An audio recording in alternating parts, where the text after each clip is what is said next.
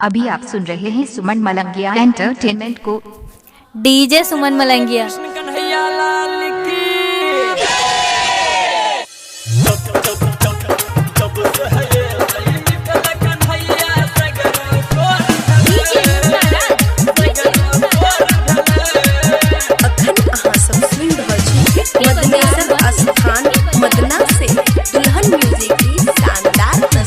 जब से है मिथल कन्हैया सगरो सोर भले, जब से है मिथल कन्हैया सगरो सोर भले, सोधा के लल्ला माखन चोर भले, सोधा के लल्ला माखन चोर भले। जब से है मिथल कन्हैया सगरो सोर भले, जब से है मिथल कन्हैया सगरो सोर भले, सोधा के लल्ला माखन चोर भले, सोधा के लल्ला माखन चोर भले। क्या नाम है आपका? सुमन मलंगिया। सुमन मलंगिया कहाँ घर है? खाए अजीपुर गांव मलंगिया मधुबनी।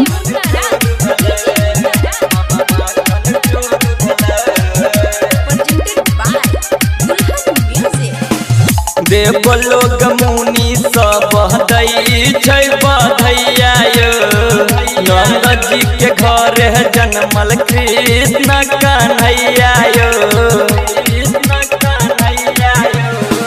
देव लोग मुनि सब दई छै बधैया यो, नंद जी के घर है जन्मल कृष्ण कन्हैया यो। गोकुल नगरिया सुनो यो भैया खुशी से खिल गले, गोकुल नगरिया सुनो यो भैया खुशी से खिल गले, सोधा के लल्ला माखन चोर भले, सोधा के लल्ला माखन चोर भले।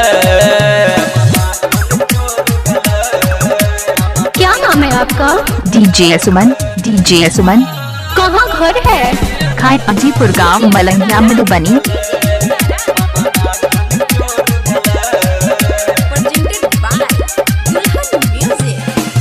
हाथ में मुरली ओकर माथे मोर मुकुट छे, देखे में नाटक खटके गजबे लुक छे,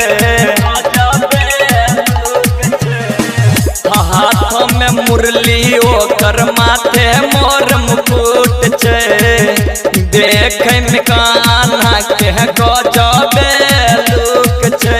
राइटर राजा राम शिवा सत्यम के गाना बेजोर भले, राइटर राजा राम शिवा सत्यम के गाना बेजोर भले,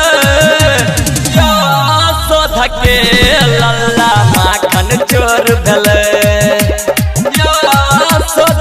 डीजे सुमन मलंगिया मधुबनी। मोबाइल नंबर 8882452308 है।